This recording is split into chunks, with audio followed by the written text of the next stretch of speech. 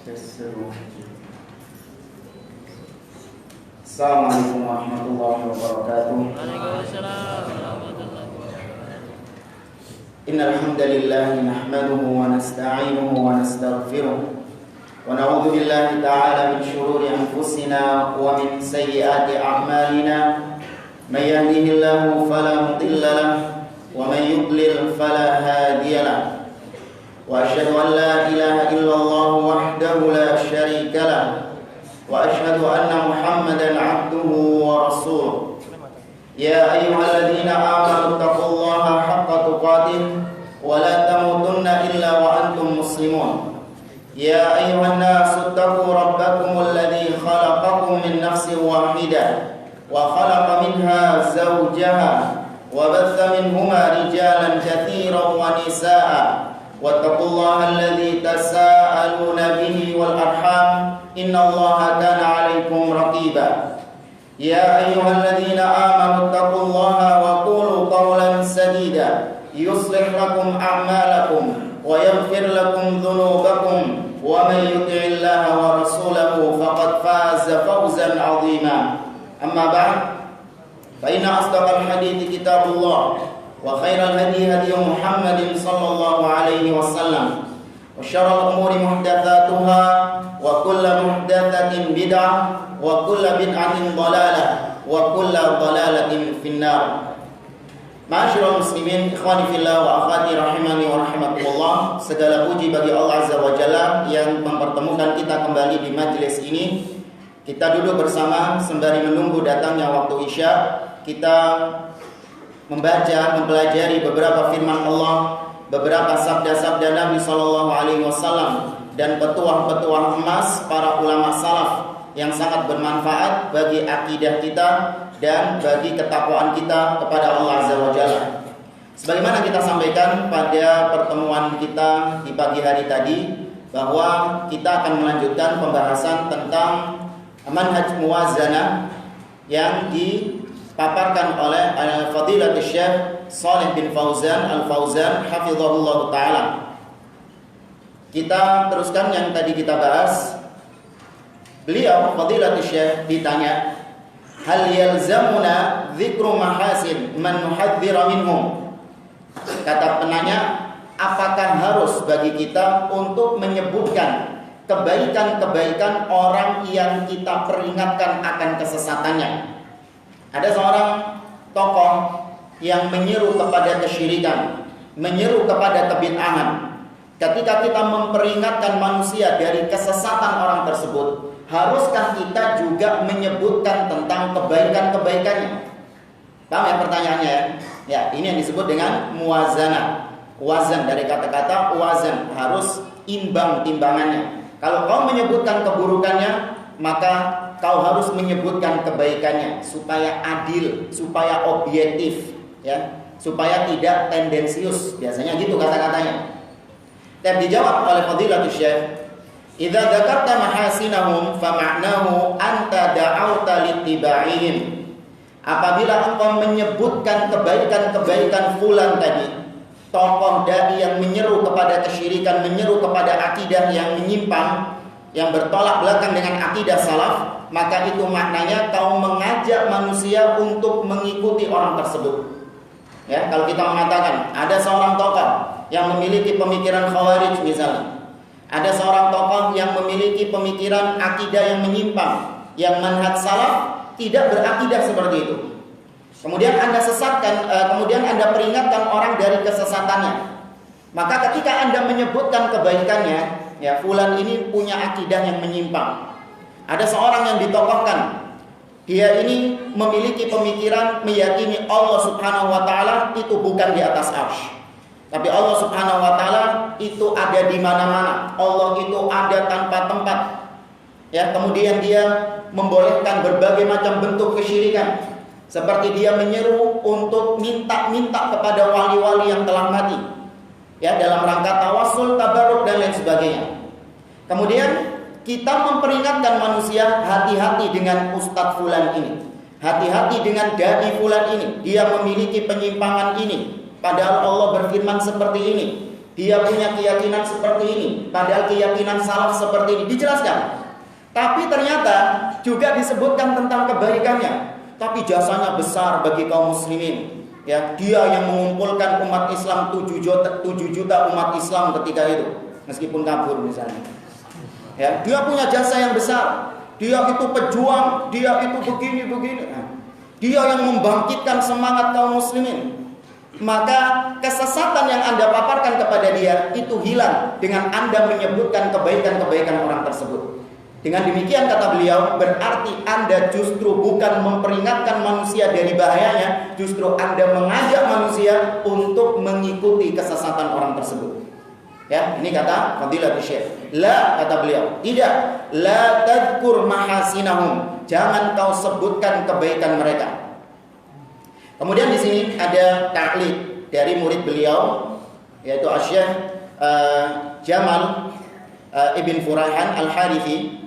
Beliau mengatakan fi dzikri mahasinil mubtadi' taghrirun bin nas wa in dzakarta su'ahu. Ketika menyebutkan kebaikan seorang tokoh kebid'ahan, ini akan menipu manusia meskipun kau menyebutkan keburukannya. Li'annahum la yanzuru ila su'ahu ma dumta annaka athnaita alaihi khaira. Karena manusia akan melihat kepada kebaikan-kebaikannya. Mereka tidak akan melihat kepada keburukan-keburukannya. Walam yakun min manhajis salaf athana'u ala ahlil bid'ah fin naqd. Dan bukan termasuk metodenya para salaf terdahulu. Mereka menyebutkan kebaikan tokoh-tokoh ahli bid'ah dalam rangka membantah mereka. Tidak perlu menyebutkan kebaikan mereka. Fahadal Imam Ahmad. Lihat bagaimana Imam Ahmad rahimahullah. Lam yubni ala Husain al-Karabisi. Indama bayyana halahu. Imam Ahmad bin Hanbal rahimahullah, beliau tidak menyebutkan kebaikan-kebaikan dari tokoh kesesatan di zaman tersebut yang bernama Husain al-Karabisi. Ketika Imam Ahmad menjelaskan tentang hakikat yang sebenarnya dari Husain al-Karabisi ini. Wa qala anhu, bahkan Imam Ahmad hanya mengatakan, tadi pagi kita sebutkan ketika ditanya tentang Husain al-Karabisi, Imam Ahmad mengatakan huwa mubtadi', dia ahli bid'ah. Ya, bal hadzara minhu min mujalasatihi. Bahkan Imam Ahmad memperingatkan untuk menjauhi majelis-majelisnya, tidak duduk dengan dia. Ya, ini yang menjadi kebiasaan para salaf, wasiat-wasiat para salaf, seperti Abdullah bin Abbas mengatakan la tujalisu ahlal bidah fa innahum mumridun lil qulub. Jangan kalian duduk dengan ahli bidah, karena itu dia akan menyebabkan hati kalian berpenyakit. Ingat, di sini duduk dengan ahli bidah bukan maknanya antum duduk sama dia berdua-dua. Ada orang-orang yang gagal paham tentang hal ini. Terus gimana Ustaz? Kita kan kalau naik pesawat ya nggak bisa kita pilih ahlu sunnah semuanya. Ya, pasti di belakang, di samping kita, di depan kita kan ada ahlul bidah. Berarti kita nggak boleh naik pesawat gitu. Kan kata para salaf nggak boleh duduk sama ahlul bidah. Maka yang dimaksud mereka adalah jangan Anda duduk di majelis-majelis mereka. Ya, jangan Anda duduk di majelis-majelis mereka mendengarkan ocehan-ocehan mereka ketika Anda tahu dia ini adalah tokoh kesesatan, punya akidah menyimpang, menyeru manusia kepada kesyirikan dan kebid'ahan. Ini maknanya. Ya, tokohnya. Adapun orang-orangnya, ya tetap kita muamalah dengan mereka dengan muamalah yang baik. Ya. Kalau orang-orangnya tadi kita katakan hanya gangge saja. Ya, dia tidak tahu hakikat sebenarnya dari orang tersebut. Justru kita yang menjadi berkewajiban untuk memberitahu kepada mereka tentang kesesatan fulan tersebut. Ya, sekali lagi maknanya bukan duduk bermajlis, yaitu ya duduk seperti duduk antum sekarang ini. Nanti akhirnya ada seorang bertamu ke rumah ahli bidah, pelaku kebid'ahan, padahal dia bukan tokoh, dia hanya pengikut followers kebid'ahan. Anda bertamu ke rumahnya, dipersilahkan duduk. Ya, apa duduk? Tojuk ya. Tojuk. Kata antum, enggak mau. Anak enggak mau bermajlis duduk dengan ahli bid'ah. Apa begitu maknanya? Antum di ruang tamunya berdiri terus. Enggak mau duduk. Ya, enggak, bukan ini maknanya. Artinya, ya, di sini Imam Ahmad mengatakan jangan duduk dengan mereka, artinya dengan di majelis-majelis mereka. Wa kadza hadzara tahdhiran syadidan min mujalasatil muhasibi. Demikian pula Imam Ahmad memperingatkan manusia dengan peringatan yang keras agar tidak duduk di majelisnya al-muhasibi. Wa hadza Abu Zur'ah rahimahullah. Ya, kemudian ulama salaf yang lain, Abu Zur'ah rahimahullah, su'ila 'anil Harits al-Muhasibi. Beliau pernah ditanya tentang seorang tokoh kebid'ahan di zaman tersebut yang bernama Al-Harits al-Muhasibi wa kutubahu, dan kitab-kitab karangannya. Faqala lis-sa'il, maka Imam Abu Zur'ah mengatakan, iyyaka wa hadhil kutub, hati-hati kalian dengan kitab-kitabnya.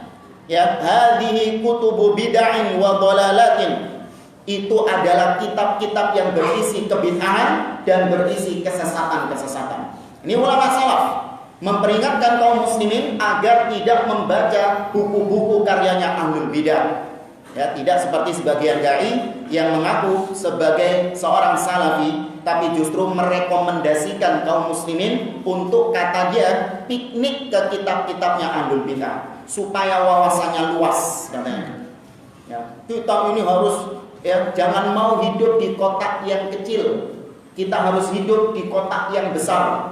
Makanya piknik ke kitab-kitab kelompok yang berbeda pemahaman dengan kita. Ya, baca kitab-kitab mereka, kemudian merekomendasikan sebuah buku yang berisi kesesatan. Ya, ini bukan termasuk manhaj salaf, justru sebaliknya diperingatkan dari kesesatan buku-buku tersebut.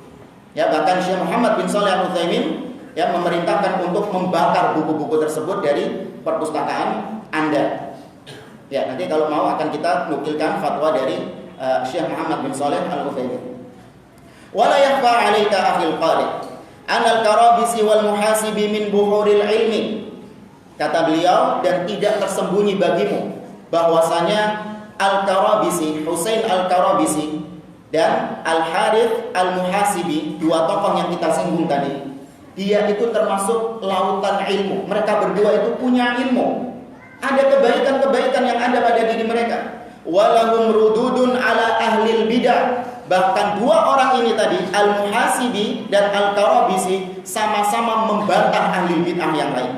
Nih, makanya manhaj salaf, jangan Anda tertipu dengan seorang yang membantah ahli bid'ah. Ada orang-orang yang kagum dengan seorang yang keras terhadap Syiah. Ini Ustaz Fulan ini keras sama Syiah. Ya, berarti dia ini di atas manhaj yang benar. Belum tentu. Ya, berapa banyak orang-orang yang membantah tentang kesesatan Syiah? Apakah dari Ahlus Sunnah saja? Enggak. Bahkan dari kalangan sufi tasawuf juga ikut membantah Syiah. Padahal sufi tasawuf dengan Syiah 11-12. 11-12 sama. Ya, maka jangan terkecoh dengan seorang yang membantah ahli bid'ah, oh berarti dia di atas sunnah. Enggak. Ya, ini dia. Al-Karabisi dan Al-Muhasibi juga membantah ahlul bid'ah. Walakinnal awwal saqata fil qawli bil lafzi fil Qur'an. Ya, akan tetapi salah seorang di antara mereka, yaitu Al-Karabisi, dia itu punya pemikiran bahwa lafzi bil Qur'an makhluk. Bacaan Al-Qur'anku itu makhluk. Ini ucapan yang benar atau salah? Salah. Bacaan Qur'anku itu makhluk. Nah, ini kebiasaan ahli bid'ah, mencela-menceli. Ya, ketika dahulu mereka mengatakan Al-Qur'an makhluk, kemudian dibantah oleh ulama Ahlussunnah wal Jamaah, mereka mulai bermain kata-kata. Mereka mengatakan bukan itu maksud kami. Maksud kami adalah ucapan bacaan Qur'an kami itu yang makhluk. Benar atau salah tadi? Benar ya? Apa salah nih ucapan ini? Kata Imam Ahmad, man qala lafzi bil Qur'ani makhluk, ya, fa huwa jahmiyun. Wa man qala ghaira dzalik fa huwa mubtadi'. Barang siapa yang mengatakan bacaan Qur'anku makhluk, maka dia Jahmiyah. Tapi barang siapa yang mengatakan bacaan Qur'anku bukan makhluk, dia ahli bidah. Dua-duanya salah. Yang benar gimana? Nah, yang benar Ahlussunnah dari dahulu mengatakan Al-Quran kalamullah. Al-Quran adalah kalamullah. Karena ucapan lafzi bil Qur'ani makhluk, bacaan Qur'anku makhluk, itu punya dua sisi pemahaman. Ini kata-kata yang dimunculkan oleh ahli bidah, tidak pernah disinggung oleh para ulama salaf terdahulu. Kalau yang kau maksud bacaan Qur'anku makhluk adalah suaramu, ya, suara yang keluar dari mulutmu, maka benar itu makhluk.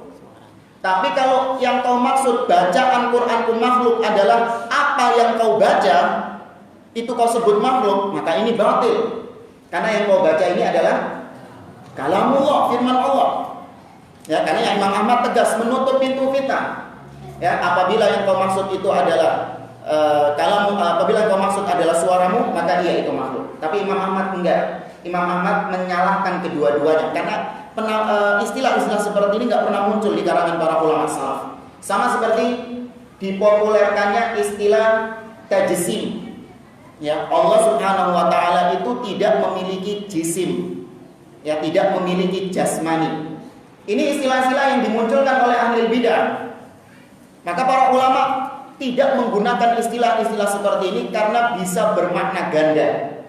Allah mempunyai jasmani. Apa benar apa enggak jemaah?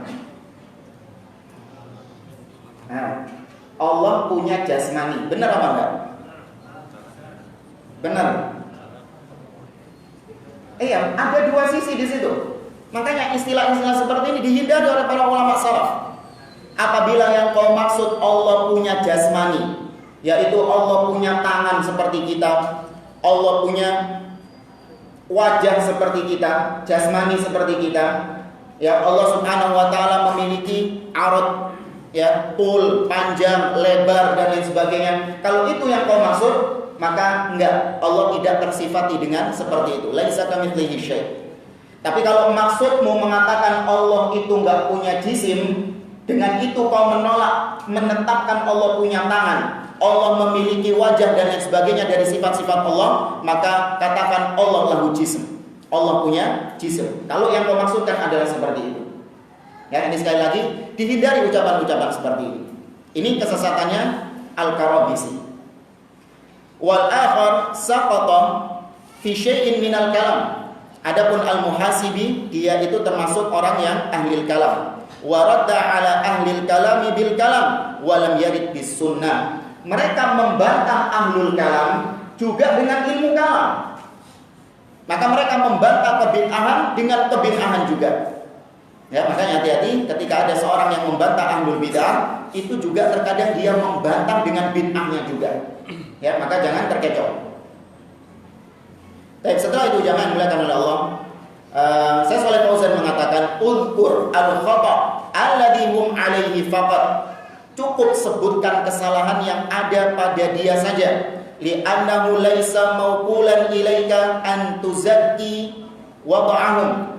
Karena kau tidak dibebankan untuk kau ini mensucikan kedudukan mereka dengan menyebutkan kebaikan-kebaikannya. Anta ya mauqulun ilaika bayanul khata' alladhi 'indahum min ajli ayyatubu minhu. Kau justru dibebankan untuk menyebutkan keburukan-keburukannya agar supaya orang tersebut bertobat dari keburukan tersebut, bertobat dari kesesatannya. Wa min ajli ayyuhadzirahu ghairahum, dan juga untuk kau memperingatkan orang lain dari kesesatannya. Wal khata' alladhi hum 'alaihi rubbama yadhhab bihasanatihim kulliha in kanu kufran aw syirkan. Ya, kesalahan-kesalahan yang ada pada orang tersebut, ya, itu terkadang hilang ketika Anda menyebutkan kebaikan-kebaikannya. Itu akan hilang semuanya.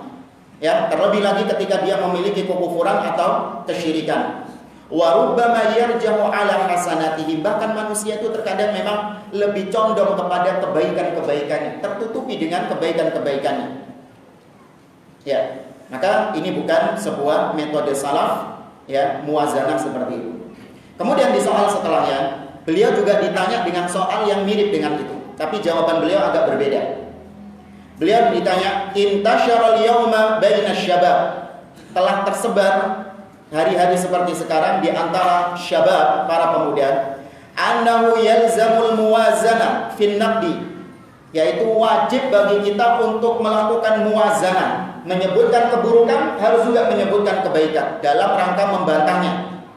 Fayaqulun, para syabab, pemuda-pemuda itu mengatakan, idzan taqatta fulanan minan nas fi bid'atihi wa bayyanta akhta'ahu yalzamuka an tadhkura mahasinahu. Mereka mengatakan, wahai fulan, apabila kau mengkritik seseorang dari kebid'ahannya dan kau menjelaskan tentang kesesatannya, maka wajib bagimu untuk menyebutkan kebaikannya juga. Wa hadza min babil insaf wal muwazanah. Ini dalam rangka untuk kau supaya objektif, ya, supaya kau adil, tidak tendensius. Fahal hadzal manhaj fin naqdi sahih? Apakah metode seperti ini dalam membantah dibenarkan? Wa hal yalzamuni dzikrul mahasin fi halatin naqd? Kata penanya, apakah wajib bagiku untuk menyebutkan kebaikan juga ketika dalam rangka membantahnya? Kata beliau, hadhil mas'alah taqaddama al-jawab anha. Permasalahan ini sudah kita jawab pada soal sebelumnya. Lakin idza kana al-muntaqad min ahli sunnati wal jamaah wa akhta'uhu fil umuri allati la takhillu bil aqidah, fa na'am hadza tudhkar mizatuhu wa hasanatuhu wa tuhmar zilatuhu fi nusratihi lis sunnah. Kata beliau, apabila yang dibantah itu adalah seorang ahlus sunnah, seorang yang berada di atas pemahaman salaf, dia berangkat dari manhaj salaf, kemudian dia melakukan satu kesalahan yang sifatnya zillah, ketergelinciran. Yang namanya manusia, kullu bani adam khata'. Anda lihat semua ulama-ulama pasti dan harus diyakini, gak mungkin mereka maksum. Pasti mereka memiliki ketergelinciran. Wa hatta al-a'immah al-arba'ah, meskipun itu imam yang 4, ada kalau Anda lihat ketergelinciran mereka. Namun selama mereka berangkat dari manhaj yang benar, maka ketergelinciran tersebut itu tidak bisa menjadikan mereka keluar dari ahli sunnah wal jamaah. Karena itu bukan kebiasaannya, bukan adatnya dia tergelincir. Makanya antum lihat, ya, para imam-imam ahli sunnah wal jamaah, meskipun mereka memiliki ketergelinciran, tapi tertutupi dengan kebaikan-kebaikannya yang banyak. Maka kata beliau, kalau yang sedang kau bantah itu adalah seorang ahlus sunnah, seorang yang berada di atas pemahaman salaf, yang dia memiliki kesalahan-kesalahan selama bukan dalam perkara-perkara akidah yang usul, ya, selama dalam bukan perkara-perkara akidah yang usul, permasalahan-permasalahan fikih-fikih ijtihadiyah, maka kata beliau, na'am, kau sebutkan kebaikannya, kau sebutkan keistimewaannya, sehingga kesalahannya itu tertutupi dengan kebaikan-kebaikannya yang banyak. Adapun sebaliknya, amma idza kana al-muntaqad min ahli dhalal wa min ahli al-inhiraf wa min ahli al-mabadi'il haddamah aw al-mashbuha fa hadza la yajuzu lana an nadhkura hasanatihi. Kalau yang kau bantah itu adalah para penyeru-penyeru kesesatan, orang-orang yang menyimpang atau ahli bid'ah, ya, yang punya manhaj yang masybuha, yang enggak jelas manhajnya, maka enggak boleh kau menyebutkan kebaikan-kebaikannya. In kana lahu hasanat, kalau memang ada kebaikannya. Terkadang jamaah kita melihat itu sebagai sebuah kebaikan, ternyata itu bukan kebaikan. Seperti seorang yang kita katakan tadi, yang digandrungi oleh kaum muslimin karena dianggap sebagai imam, ya, dianggap sebagai imam, ya, dianggap sebagai imam di negeri kita. Orang melihat ada kebaikan pada dia, apa? Yaitu berjuang. Dialah yang mengomandoi kaum muslimin dalam berjuang, dalam berjihad. Jihad model apa? Dia yang bom itu. Dia dianggap sebagai seorang panglima yang menyeru kaum muslimin untuk jihad. Jihad apa? Itu demo, bukan jihad. Lisannya mencaci maki penguasa, lisannya mengkritik penguasa, padahal itu bukan manhaj ahli sunnah wal jamaah. Tapi orang melihat itu kebaikannya, bukan kebaikan, justru itu kesesatannya. Ya, maka kata beliau, Anda tidak boleh menyebutkan kebaikan-kebaikannya, apalagi itu bukan kebaikan. Li'annana idza dzakarnaha fa inna hadza yugharrirun bin-nas. Apabila kita menyebutkan kebaikannya, ini bisa menipu kebanyakan manusia, terlena dengan kebaikan tersebut. Fayursinuna dzan bihadzal dzan. Orang-orang akan berhusnudzon kepada kesesatan, kepada orang yang tersesat itu. Au hadzal mubtadi', kepada tokoh kebid'ahan tadi. au hadzal khurafi, atau para tukang-tukang khurafat, au dzakal hizbi, atau kepada orang-orang yang hizbi, yang fanatik kepada golongannya. Fayaqbaluna afkara hadzal dhal, sehingga mereka akan menerima pemikiran-pemikiran ahli bid'ah tersebut. Ya, gara-gara Anda menyebutkan kebaikan-kebaikan. Tapi jangan dimulakan oleh Allah Subhanahu wa taala. Di sini tadi beliau mengatakan, kalau yang kita kritik adalah seorang yang berada di atas ahli sunnah wal jamaah, berangkat dari pemahaman yang benar, ya, tentu ini kembali ke mukaddimah yang tadi pagi kita bahas. Yang mentahdzir haruslah orang yang berilmu, ya, yang memang memiliki ilmu, tahu mana yang ma'ruf dan mana yang mungkar. Ya, adapun jahil-jahil, ya, tidak ada kewenangan bagi dia untuk mentahdzir. Ya, tidak ada kewenangan bagi dia untuk mentahdzir.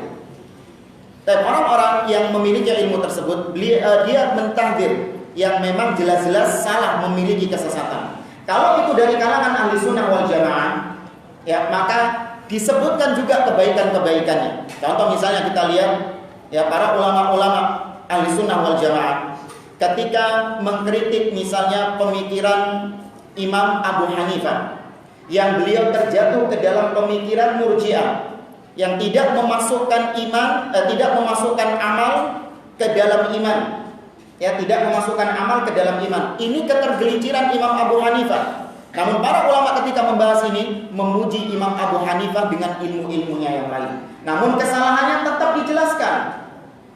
Ya, kesalahannya tetap dijelaskan, namun orangnya tetap dihormati. Ya, orangnya harus tetap, ya, disebutkan kebaikan-kebaikannya, harus tetap dianggap sebagai ulama, namun ketergelincirannya tidak boleh diikuti. Ya, keplesetnya nggak boleh diikuti.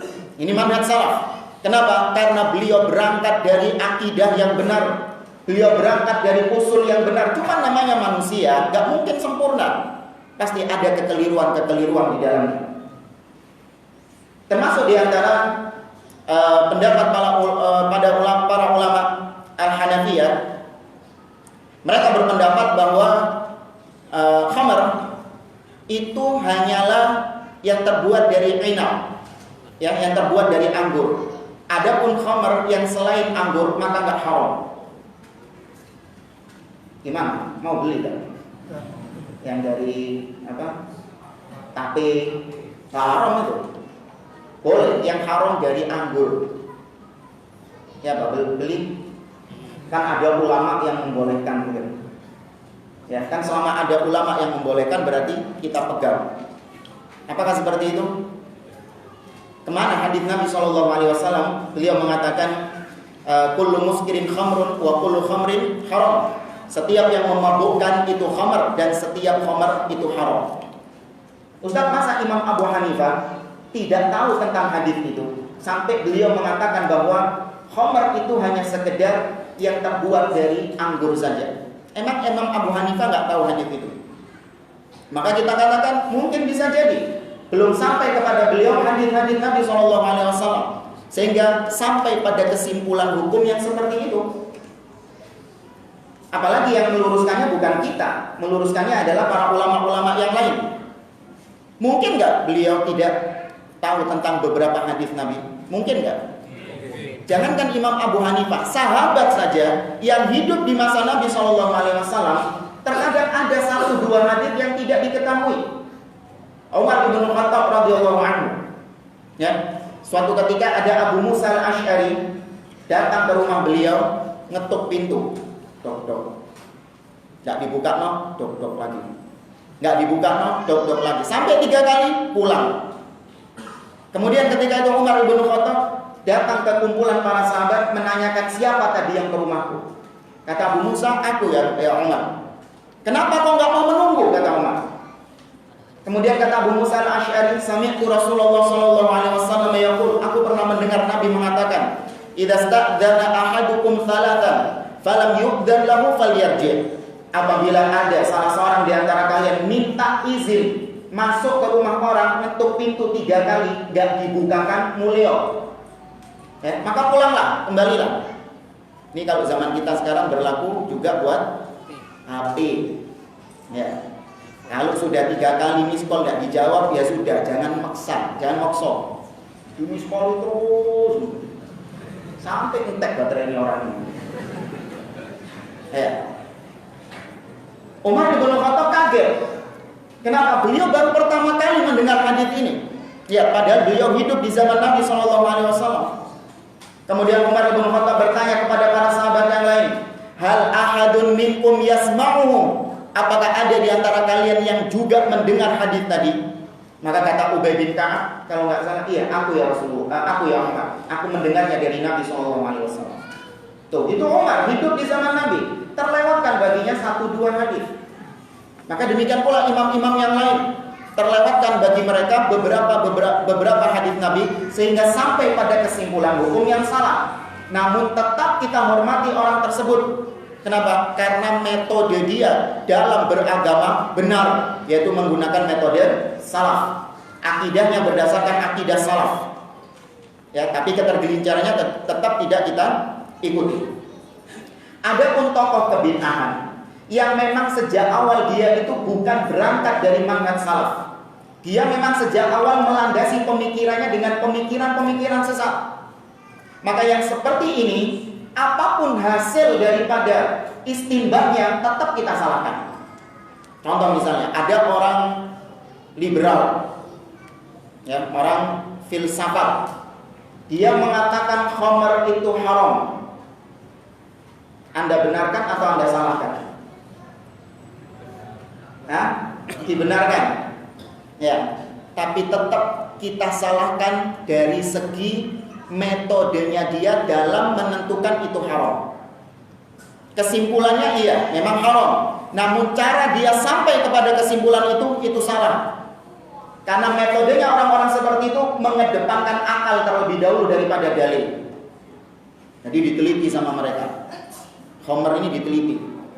Apa sih mudaratnya? Oh, ternyata bisa bikin penyakit ini. Oh ya sudah, berarti haram memang.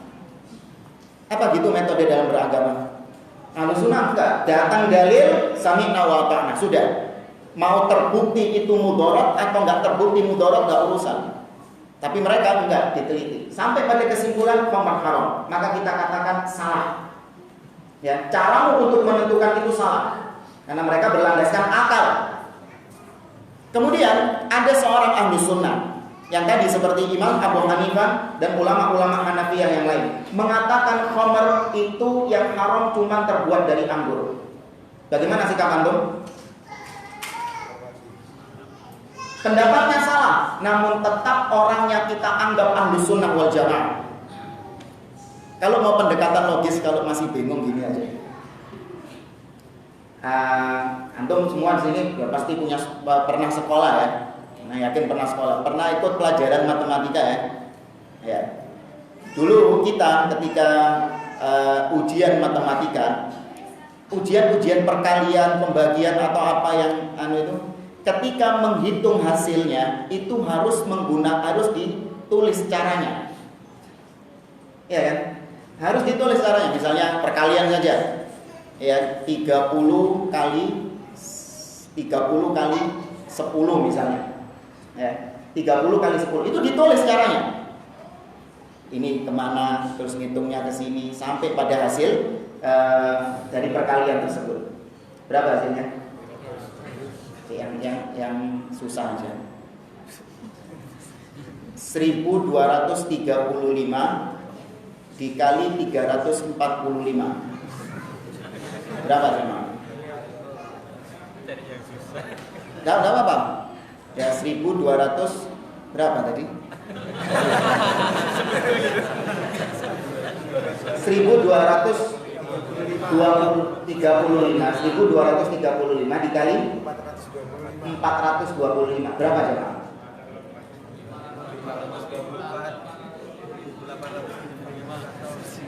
Berapa yang belakang tadi? Berapa? Ulangi lagi. Enggak, yang belakang tadi itu.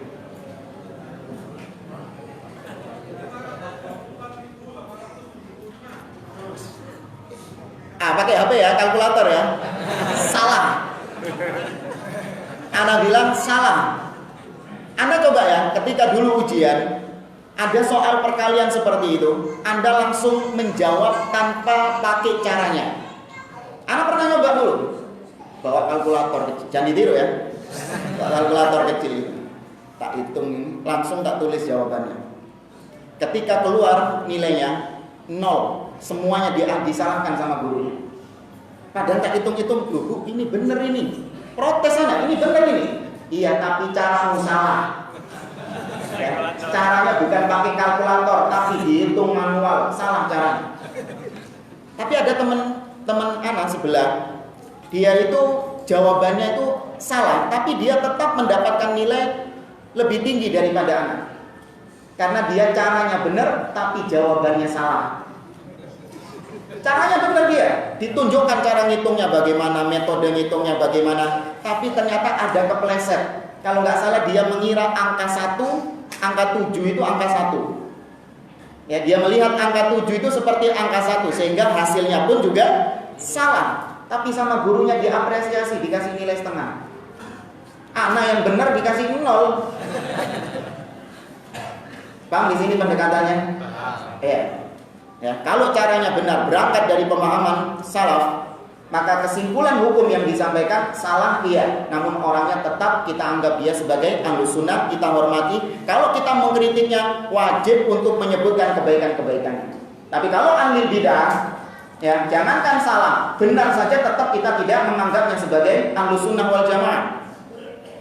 Tadi Imam Abu Hanifah mengatakan khamar yang haram cuman anggur saja.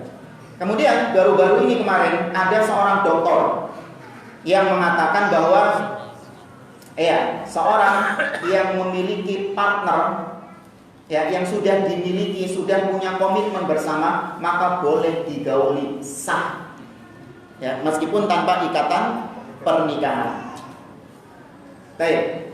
Apakah dia ini masih tetap kita anggap sebagai ulama ahli sunnah wal jamaah? Kalau tadi Imam Abu Hanifah, kenapa kok tetap dianggap sebagai ulama ahli sunnah? Karena berangkat dari pemahaman yang benar. Sedangkan fulan berangkatnya sudah salah, maka hasilnya apapun tetap kita salahkan. Ya, ini kata beliau metode kita dalam hal tersebut. Kurang berapa menit? Ini adzan dulu, terus sholat. Lanjut sholat belakangan. Wallahu jalla wa ala radda 'ala al-kafara wal mujrimina wal munafiqin wa lam yadhkur syai'an min hasanatihim. Allah Subhanahu wa taala di dalam Al-Qur'an, Allah membantah orang-orang kafir. Ya, Allah membantah orang-orang munafik. Ya, Allah membantah para pelaku-pelaku keburukan, namun Allah tidak menyebutkan sedikit pun kebaikan-kebaikan mereka. Di sini disebutkan la yakhlu ahadun minal hasanat hatta al-yahud wan nasara indahum hasanat. Jamaah, siapa di antara kita yang enggak punya kebaikan? Semua manusia seburuk-buruknya dia pasti ada sisi kebaikan-kebaikannya. Hatta orang Yahudi, hatta orang Nasrani, hatta Syiah Rafidhah, tetap dia itu punya kebaikan. Ya, kalau kita mau hitung-hitung kebaikannya, ada enggak kebaikan mereka Yahudi? Ada. Yahudi masih punya akidah yang lebih lurus daripada akidahnya Nasrani. Ya, Yahudi masih mengakui bahwa sesembahan itu cuma satu saja. Tapi orang-orang Nasrani hanya mengakui sesembahan itu ada satu tapi tiga tapi satu. Apakah wajib kita menyebutkan kebaikan ketika kita membantah orang Yahudi? Enggak harus. Orang Yahudi itu baik. Anak waktu ke Al-Aqsa sana, ya itu sama orang-orang Yahudi dijaga. Ya, Masjid Al-Aqsa itu dijaga sama tentara-tentara, polisi-polisi Yahudi. Dijaga apa mungkin ada bahan-bahan peledak atau hal yang berbahaya, diperiksa satu-satu. Pakai metal detektor. Sebelum masuk kawasan Masjid Al-Aqsa diperiksa. Loh, baik kan? Iya. Kalau dilihat dari situnya baik. Apakah ketika Anda sedang membantah Yahudi harus menyebutkan hal-hal kebaikan seperti ini? Maka tidak ada manusia yang 100% buruk, tidak ada. Hatta Abu Jahal, Fir'aunnya umat ini, punya nggak kebaikan? Ada. Masih meyakini Allah sebagai Rabb. Iblis juga baik masih meyakini Allah sebagai Rabb, ya. Fa bi'izzatika, ya, iblis ketika bersumpah, Rabbi anzirni ila yaumi yub'atsun, wahai Rabbku, tundalah kematianku sampai hari dibangkitkan. Iblis masih ada kebaikan, ya. Namun apakah dengan menyebut kebaikan-kebaikan itu ketika kita sedang menyebutkan keburukan iblis? Adhan, ya. Kita dengar adhan dulu, setelah itu kita lanjutkan jawaban beliau. Nah, apa?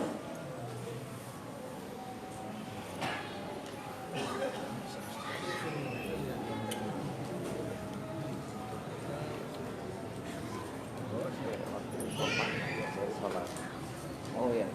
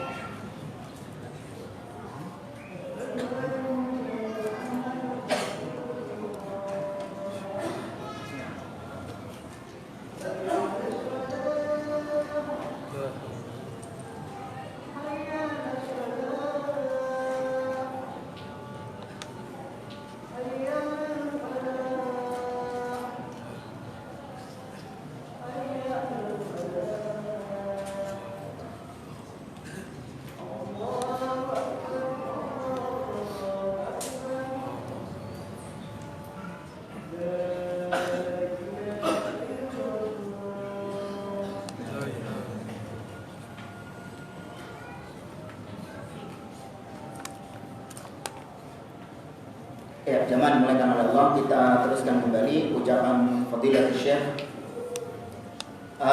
Tadi kita sebutkan tidak ada orang yang tidak memiliki kebaikan. Ya, meskipun orang-orang seburuk-buruknya orang, tetap dia memiliki kebaikan-kebaikan. Contoh misalnya seperti Abu Lahab. Apa kebaikannya Abu Lahab?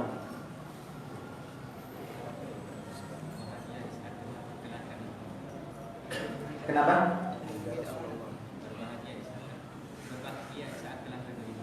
Iya, Abu Lahab termasuk orang yang paling bahagia ketika Nabi SAW lahir.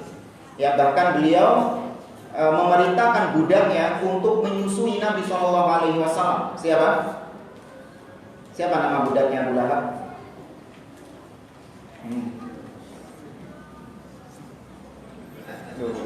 Coba bisa jawab, keren itu. Nggak tahu. Siapa budaknya? Suwan jamaah, Tuwaibah.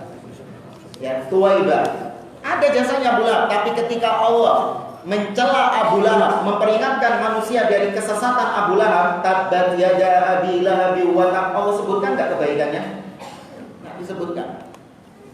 Ada sebagian orang mengatakan, Ustaz, ada dalil tentang muwazanah. Antum kalau menyebutkan keburukan harus menyebutkan kebaikan. Apa? Nabi SAW ketika menyebutkan tentang Khawarij, Nabi juga menyebutkan tentang kebaikannya, tentang Dzul Khuwaisirah. Ya, Dzul Khuwaisirah yang mengatakan kepada Nabi, "I'dil ya Muhammad." Berlaku adillah wahai Muhammad. Nabi mengatakan, "Yakhruju min dhibdi hadzal qaumun la yaqra'una al-Qur'an, la yujawizu hanajirahum, yamruquna minad din, muruqas sahmi minar ramiyah." Yaqtuluna ahlal Islam wa yada'una ahlal awthan, la in ana adraktuhum la aqtulannahum qatla'an.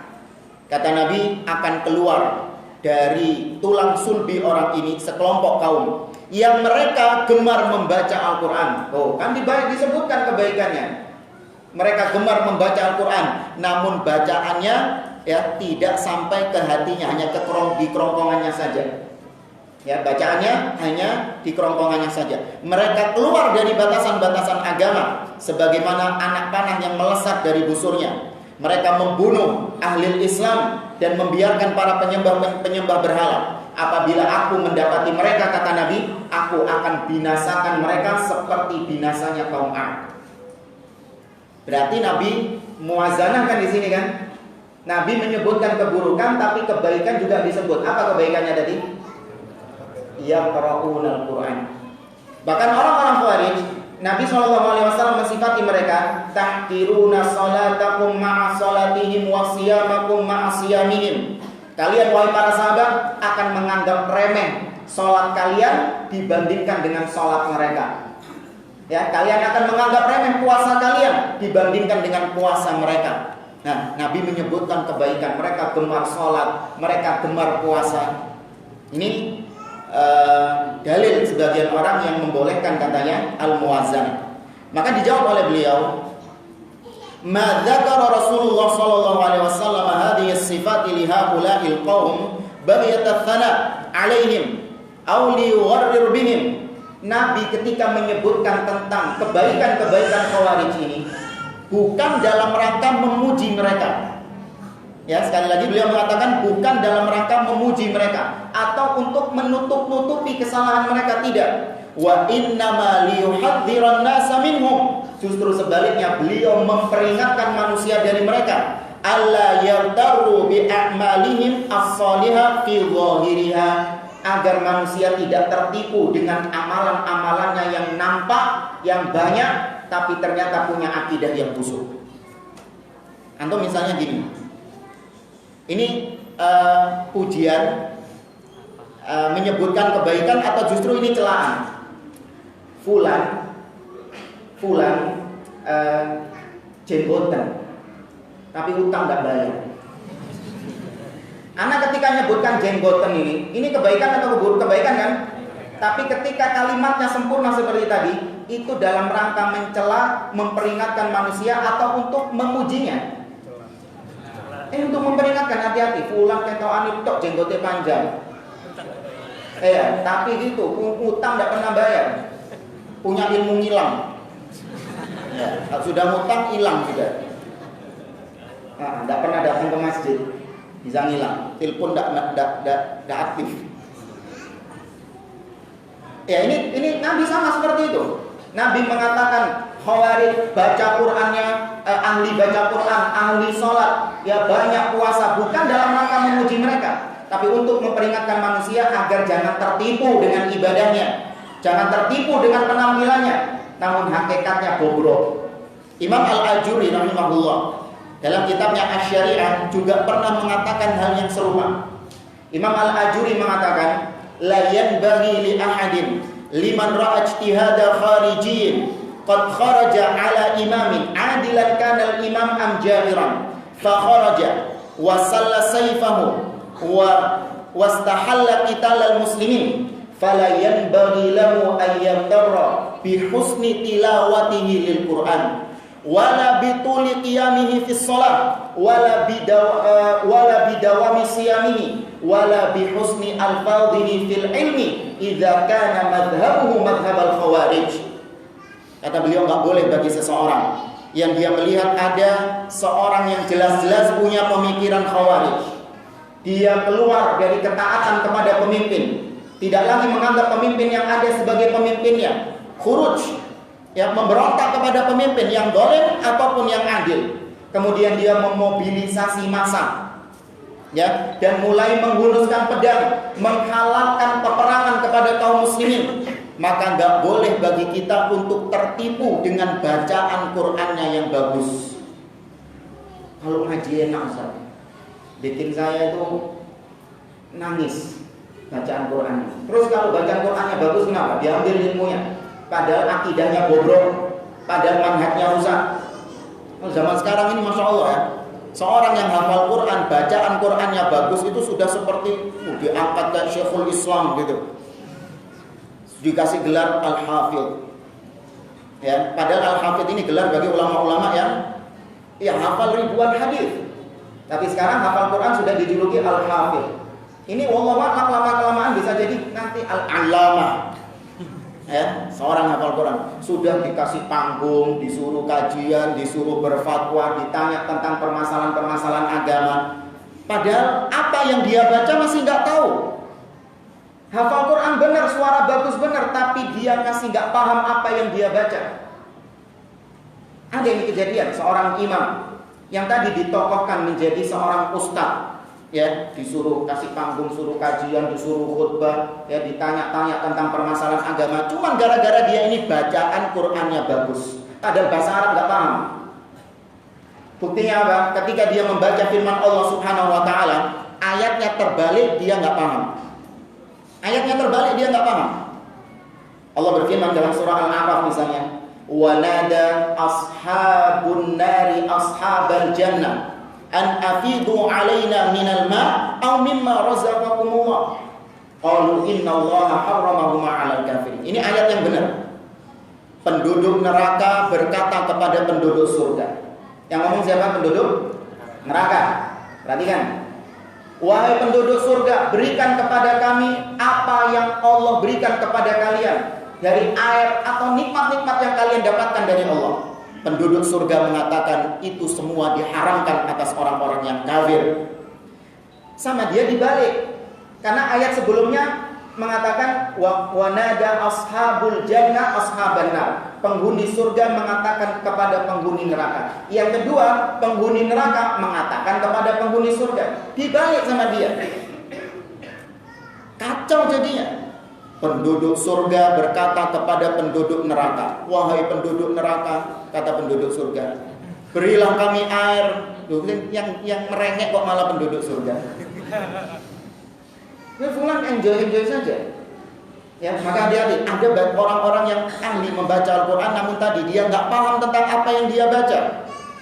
Ya, maka jangan kita ini ikut andil dalam menyesatkan manusia dengan mentokohkan orang-orang seperti ini. Belajar dulu. Bukan maknanya kita ini mencela orang-orang yang sudah hafal Al-Quran. Ya, itu patut diapresiasi. Namun jangan cuma modal itu tok, kemudian ya ditokohkan, kemudian dimintai fatwa, kemudian disuruh mensyarah mengisi kajian dan lain sebagainya. Oh enggak. Ya, ada lagi yang lebih parah. Kita pernah waktu di Malang itu, waktu itu telat, kita masuk masjid, imamnya sudah takbiratul ihram. Kita masih wudhu di tempat wudhu. Kemudian selesai membaca Al-Fatihah, imamnya meneruskan dengan membaca surat. Waladhdallin amin. Bismillahirrahmanirrahim. Wal farji wa layalin 'ashr. Kepleset, anak yakin kepleset, bukan sengaja. Tapi ya gitu, enjoy, dia nggak sadar kalau itu kesalahan yang fatal. Nggak perlu ya anak jelaskan ya. Ya yang nggak tahu biar nggak tahu sudah. Kepleset dia. Ya, maka sekali lagi, gak semua orang yang pandai membaca Al-Quran. Kemudian lanjut kata Imam Al-Ajuri, jangan Anda tertipu dengan bacaan Qurannya yang bagus. Jangan pula kau tertipu dengan sholatnya yang panjang. Jangan pula tertipu dengan puasanya yang dia rutin melakukannya. Apabila pemahamannya adalah pemahaman Khawarij, buang itu jauh-jauh. Ya, ini sikap tegas para ulama. Ya, ketika berhadapan dengan ahli bid'ah yang memiliki pemahaman yang menyimpang, mereka tidak segan-segan. Bukan ini dalam rangka nyinyir seperti sebagian orang mengatakan, ya ini ustaz-ustaz itu tidak ada kerjaan, ngurusi nyinyir terus saja, nyinyir ahli bid'ah. Enggak, ini justru bentuk kasih sayang para ulama kepada kaum muslimin. Mereka memang tugasnya menjaga agama ini dari kesesatan-kesesatan, dan itu Nabi yang mengatakan, yahmilu hadzal ilma min kulli khalafin uduluhu yanfuna anhu tahrifal ghalin wa intihalal mubtilin wa ta'wilal jahilin. Ilmu agama ini dibawa oleh orang-orang yang adil di setiap generasinya. Mereka menghilangkan takwilnya orang-orang yang batil, penyimpangan orang-orang yang tersesat, ya, dan kesalahan-kesalahan orang-orang yang hulu terhadap agama. Itu memang tugas para ulama. Ya, kalau itu dibiarkan, maka kesesatan-kesesatan akan merajalela. Nah, kurang berapa menit? 3 menit. Ayo, 3 menit. Maka sekali lagi itu bukan termasuk metode Ahlussunnah wal Jamaah menyebutkan kebaikan-kebaikan orang yang dibantah. Ini di sini sebutkan contoh-contoh para ulama ya. Ya, bahkan Imam Ahmad bin Hanbal marah ketika beliau sedang membantah Husain Al-Karabisi. Kemudian ada yang mengatakan, ya Aba Abdillah, wahai Imam Ahmad, yarwil hadis, ya sakinun khashi'un min qissatihi wa min wahai Imam Ahmad, kan Husain Al-Karabisi itu punya hafalan hadis yang banyak. Dia juga menulis hadis, meriwayatkan hadis.